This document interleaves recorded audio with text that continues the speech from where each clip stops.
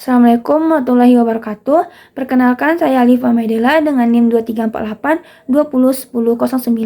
Di sini saya ingin menjelaskan mengenai alkaloid, glikosida, dan juga saponin.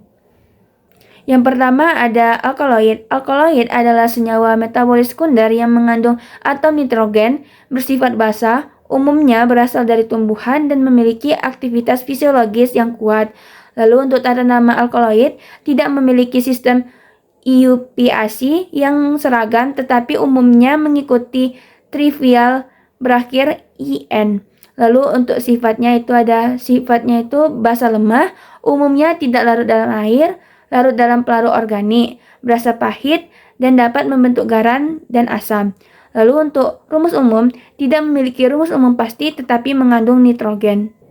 Selanjutnya ada klasifikasinya. Satu, berdasarkan struktur. Itu ada alkaloid piridin, lalu ada alkaloid indol, dan juga ada alkaloid isoquinolil. Lalu berdasarkan biogenesis, itu ada alkaloid sejati, ada protakaloid, dan juga pseudoalkaloid. Lalu untuk macam-macam alkaloid, yang pertama ada morfin, yang kedua ada kafein, yang ketiga ada nikotin, yang keempat ada atropin, dan juga yang kelima ada kina. Untuk kegunaannya, itu alkaloid bisa menjadi analgesik seperti morfin, lalu untuk anti malaria seperti kina, lalu untuk stimulan SSP seperti kafein, dan juga anestesi lokal. Selanjutnya yaitu biosintesis alkaloid. Alkaloid disintesis dari asam amino, misalnya ada triptofan, itu alkaloid indol. Lalu reaksi dan identifikasi, itu ada 3. Reagen Dragendorf itu menghasilkan endapan jingga, lalu ada Dragenmayer menghasilkan endapan putih, dan juga ada Dragen-Wagner itu menghasilkan endapan coklat. Lalu untuk isolasinya ada ekstraksi dengan alkohol, juga pemekatan, lalu pemurnian kromatografi. Lalu untuk analisis strukturnya itu menggunakan IR, NMR, MS, dan UV vis. Lalu masuk ke glikosida. Apa itu glikosida? Glikosida adalah senyawa kimia alami yang tersusun dari gula dan senyawa bukan gula. Itu seperti aglikon atau genin yang terikat oleh ikatan glikosidik. Lalu untuk tata nama, jenis aglikon itu ada sumber tanaman, contohnya seperti didoksi atau amidalin. Lalu ada sifatnya itu tidak bersifat basa, umumnya larut dalam air, stabil, dan dapat terhidrolisis. Untuk rumus umum, tidak memiliki rumus umum tetapi tergantung pada gula dan pada aglikonnya. Untuk klasifikasinya ada 4 klasifikasi. Yang pertama berdasarkan jenis ikatan glukosidiknya, itu seperti O-glukosida. Lalu ada berdasarkan jenis aglikonnya, bagian non gula itu seperti ada glikosida jantung seperti kardia. Lalu juga ada berdasarkan jenis gula atau glikon seperti glukosida atau glukosa. Lalu yang keempat itu ada berdasarkan aktivitas biologisnya seperti glukosida toksik. Lalu ada macam-macam senyawanya seperti digoksin, lalu ada saponin glikosida, lalu juga ada amidalin. Lalu kegunaannya itu untuk obat jantung seperti digoksin, antioksidan, laksatif, dan antimikroba. Untuk biosintesisnya terbentuk melalui penggabungan gula dan aglikon dengan bantuan enzim glikosyltransferase. Lalu untuk reaksi dan identifikasinya, yang pertama itu ada hidrolisis asam, itu gula dan aglikon. Lalu ada uji Kahler, Kiliani seperti glukosida untuk jantung. Lalu ada isolasinya. Isolasinya itu ada ekstraksi air atau alkohol, lalu hidrolisis, dan juga pemurnian kromatografi.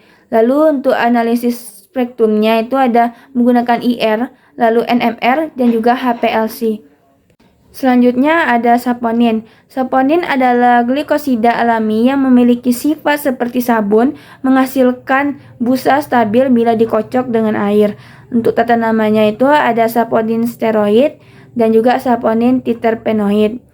Lalu untuk sifatnya ada amfibiotik, polar dan nonpolar, membentuk busa, rasa pahit, bersifat homolitik dan larut dalam air.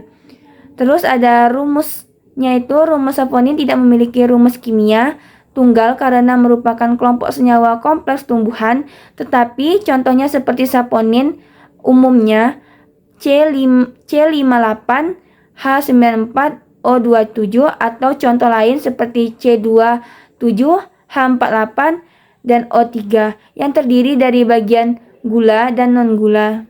Lalu untuk klasifikasinya itu ada saponin steroid, itu inti steroid. Lalu ada saponin triterpenoid, itu ada inti triterpenoid 30 atom C. Terus macam-macam senyawanya itu ada saponin steroid, aglikon seperti kerangka steroid C27. Lalu ada umumnya terdapat pada tumbuhan monokotil, contohnya ada dioxin. Lalu ada saponin triterpenoid, itu ada aglikon, dan juga yang paling banyak ditemukan pada tumbuhan dikotil. Lalu untuk kegunaan dari saponin itu untuk antiinflamasi, antimikroba, dan anti jamur, serta anti kanker. Lalu ada biosintesis dari saponin.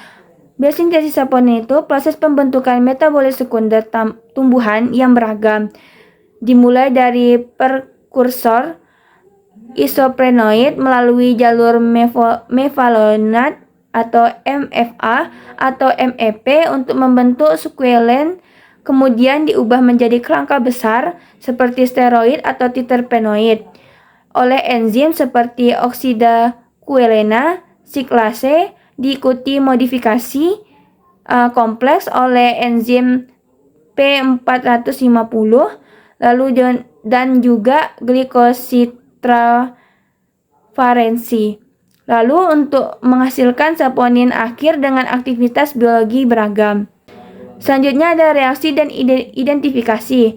Yang pertama ada uji busa, itu dengan busa yang stabil. Lalu juga ada uji Lieberman-Burkhardt.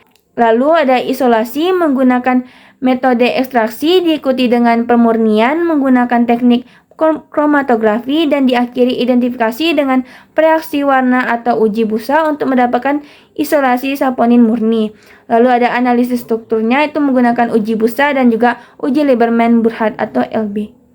Sekian dari saya ucapkan terima kasih dan wassalamualaikum warahmatullahi wabarakatuh.